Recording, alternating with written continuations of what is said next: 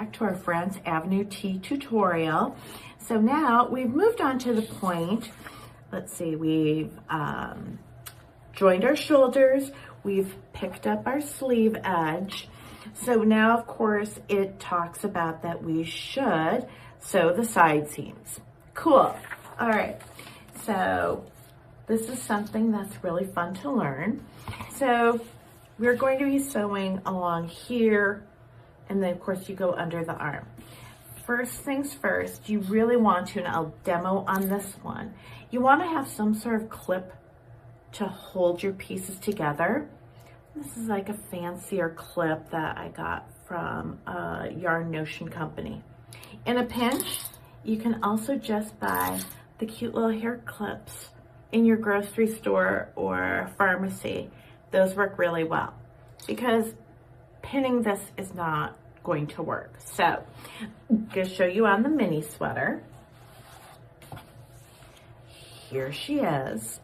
So if you've sewn fabric with a sewing machine, you always do right sides together like we did for the shoulders. But to sew a sweater together, you actually put the wrong sides facing each other, so the right side of your sweater is out and about for you to see. And what I like to do, I always leave tails. Tails will help you. If you didn't, it's okay. You can just always add on another piece of yarn. I like to make sure that I line things up and clip them. And these are nice and grabby, just so you have your edges together. Typically on a sweater, now this is teeny tiny, I will leave about 2 to 3 inches because I don't want it to be stitching and then taking out a clip every 2 seconds. Also, you go through a lot of clips. But we'll do this right here on that tiny underarm. So you're going to take your tapestry needle. I like a metal straight one. Some people like one with a little bend to it. If it's easier for you to sew, that's all that matters. And then you thread it through. And we're just going to start with your edge. And this is really easy. I'm going to leave that tail hang out. So your bottom, and you're at your bottom. You're just going to quick grab and go through to get that joint. Now as you hold it, you kind of butt the edges against each other so that you can kind of see where you're going. So if I go through, especially on the garter stitch side, it's a little bit different. I'm going to go through that little stitch and then across to the other one. It's kind of like lacing your shoes. And with garter, it's easy because you've got that little rice-shaped stitch to go through. And don't worry about keeping it tight right away. You can easily do this a little bit loosely. So that way, if you need to readjust, it's easier to take out.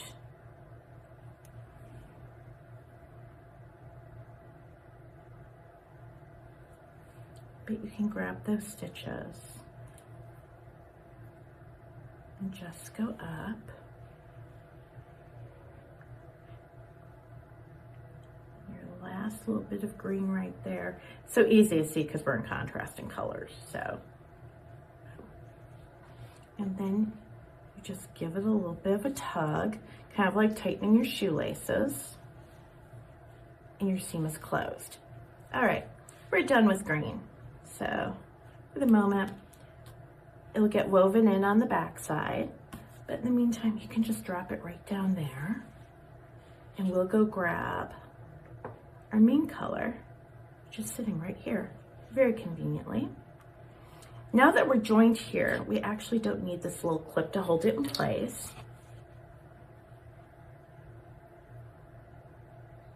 And this is the fun one. Called mattress stitch. It's my favorite way of doing it. I do find it very satisfying and very soothing. So once again, your ends are butted up against each other and you're up. You don't want to take it on the very edge because that won't be very smooth. So what you want to do is go one step in. And when you go between your V, see there's a horizontal bar. You can go grab that one, then go to the other side and grab that one. And like it was with the garter, it's like lacing up your shoes. You're just going back and forth. So you see your V, go in there, and there's your hidden little horizontal bar. And then do the same thing on this side. And you're just going to continue to go back and forth.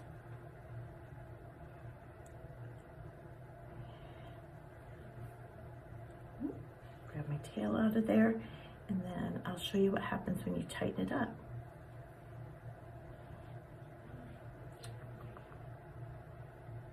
Do that. Okay. My nail popped off. You see it's kind of loose. Here's the magic. You just tug your tail and whoop, you're all closed up. So I would say even if you do that, do maybe an inch to inch and a half and then give yourself a little tug. Don't tug so much you gather it like a skirt. Just hang on to it, give it a tug, and your sides close up, and that's how you'll just continue to seam all the way along. But yeah, that's a quick and easy way to do the mattress stitch and to seam up your sweater. When we come back next, we are going to work on the neckline, how to pick up, and of course, how to knit the stamen stitch in the round.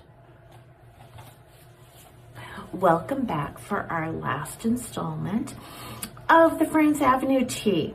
So we've joined the shoulders, we've picked up for the sleeve, we've sewn the side. So we've got all that done.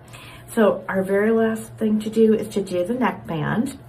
So I made a mock-up that we can work with.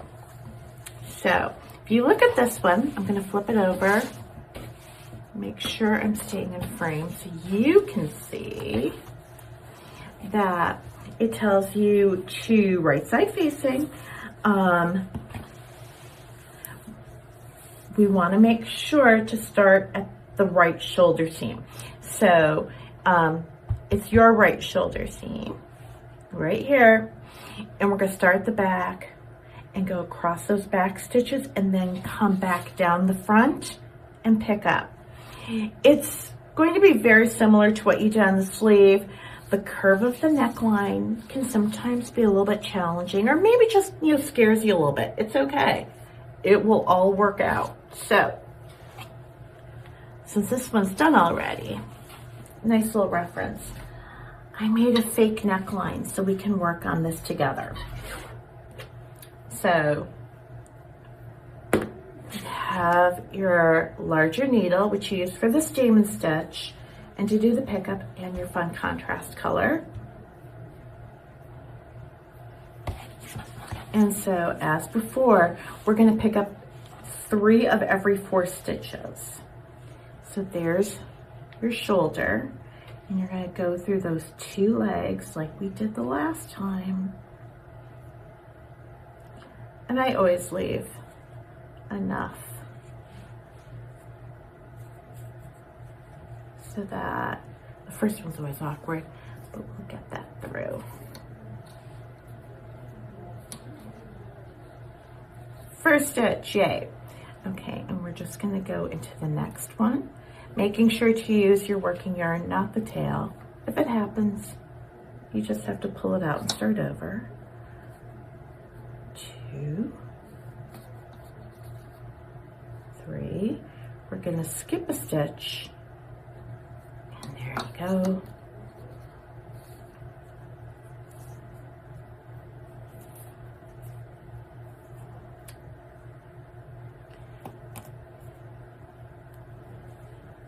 Skipping our stitch.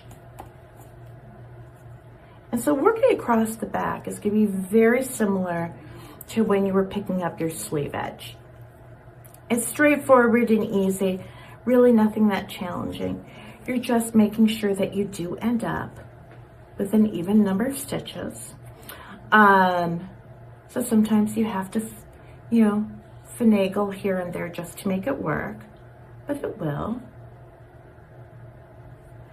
And so I'm going to continue working across the back. And then once I get ready to go to the front, we'll pick up again, and I will then kind of take you around how we do that curved edge and counting our stitches for that. But you'll see it's really not too different than doing this straight edge on the back of the neck. All right, so you have made it around the back neck, and now we're going to start this curve down the neckline. And it's more of a slant than a curve. So once again, you can kind of see where your stitches are, and you're just going to make sure to go through both legs of the stitch. So you're going to go there. And then just do the next one.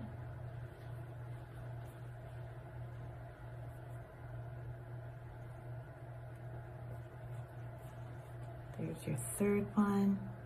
You're going to skip.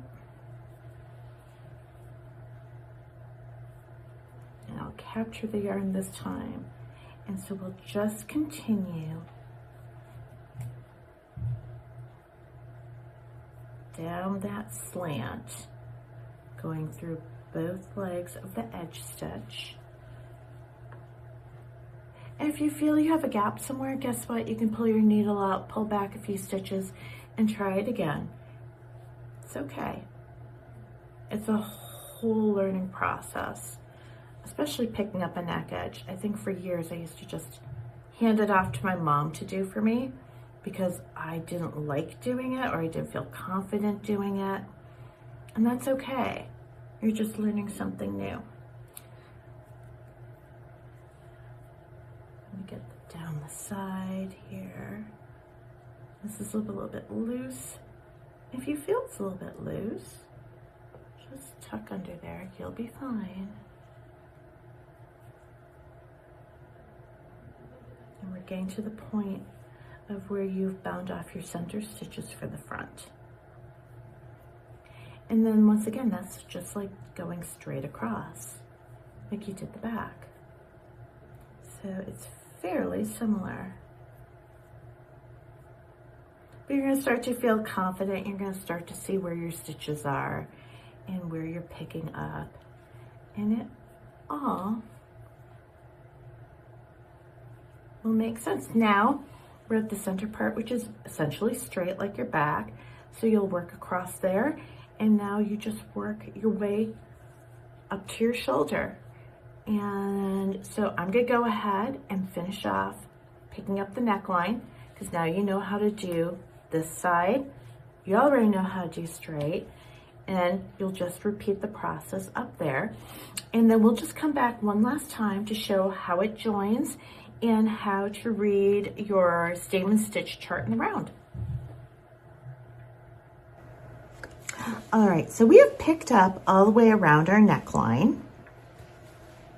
So by picking up, that is the first row of the stamen stitch. So if we're going to go back to our chart that we started with when we did the hem, you see in red, it's worked flat, but in blue, it's worked in the round. And so you follow your symbol key according to that. So we knit on this side. So now let's see. In the round, we will then be purling, slipping, and purling, okay? So you're just gonna, of course, add your cute little stitch marker. Mine are whimsical. Why? Because I like to have fun. And then you're just ready to go work in the round. So if we're following the chart in the round, we're gonna go ahead and we're going to purl that first stitch.